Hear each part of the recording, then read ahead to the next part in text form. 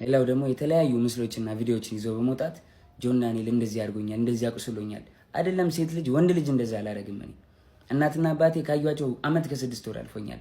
እናትና አባቴን ድጋሚ አያሳየኝ፣ እኔ እንደዛ አላረኳትኝ። 2 ሴት እህቶች አሉኝ። 2 ሴት እህቶቼን ሌላ ወንድ እንደዚህ ቢያረግብኝ ምን እንደማደርግ አውቃለሁ። በእህቶቼን እንዲደርስ የማልፈልገውን በሌላ ሴት ላይ አላረግም።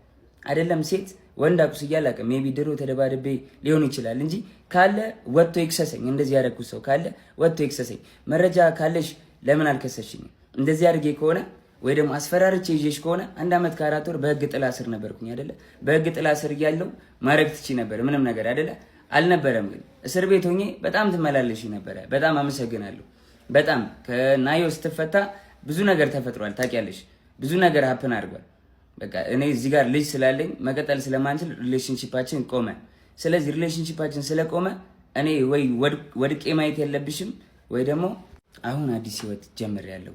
በቃ አዲስ መንገድ ላይ ነኝ። አዲስ ሰው ሆኛለሁ።